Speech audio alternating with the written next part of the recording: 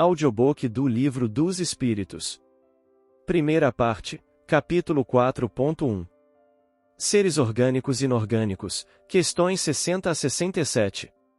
Os seres orgânicos são os que têm em si uma fonte de atividade íntima que lhes dá a vida. Nascem, crescem, reproduzem-se por si mesmos e morrem. São providos de órgãos especiais para a execução dos diferentes atos da vida, órgãos esses apropriados às necessidades que a conservação própria lhes impõe. Nessa classe estão compreendidos os homens, os animais e as plantas. Seres inorgânicos são todos os que carecem de vitalidade, de movimentos próprios e que se formam apenas pela agregação da matéria.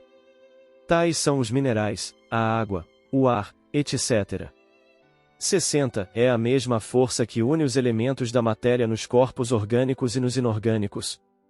Sim, a lei de atração é a mesma para todos. 61. Há diferença entre a matéria dos corpos orgânicos e a dos inorgânicos. A matéria é sempre a mesma, porém nos corpos orgânicos está animalizada. 62. Qual a causa da animalização da matéria? Sua união com o princípio vital. 63. O princípio vital reside em algum agente particular, ou é simplesmente uma propriedade da matéria organizada? Numa palavra, é efeito ou causa? Uma e outra coisa. A vida é um efeito devido à ação de um agente sobre a matéria.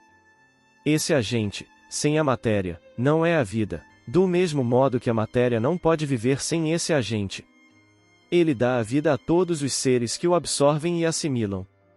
64. Vimos que o espírito e a matéria são dois elementos constitutivos do universo. O princípio vital será um terceiro?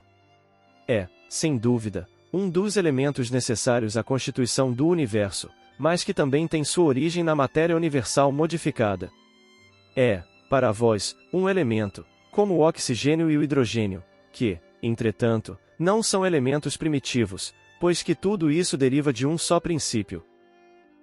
Parece resultar daí que a vitalidade não tem seu princípio num agente primitivo distinto e sim numa propriedade especial da matéria universal, devida a certas modificações. Isto é consequência do que dissemos. 65. O princípio vital reside em algum dos corpos que conhecemos? Ele tem por fonte o fluido universal. É o que chamais fluido magnético, ou fluido elétrico animalizado. É o intermediário, o elo existente entre o espírito e a matéria. 66. O princípio vital é um só para todos os seres orgânicos.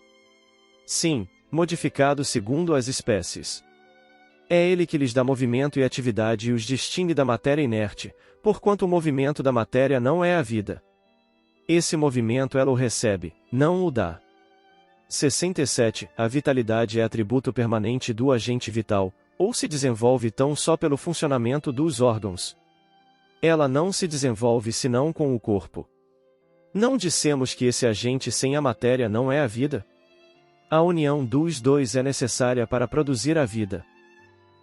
Poder-se-á dizer que a vitalidade se acha em estado latente, quando o agente vital não está unido ao corpo. Sim, é isso.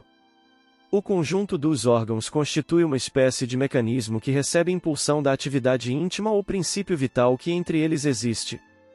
O princípio vital é a força motriz dos corpos orgânicos. Ao mesmo tempo que o agente vital dá impulsão aos órgãos, a ação destes entretém e desenvolve a atividade daquele agente, quase como sucede com o atrito, que desenvolve o calor.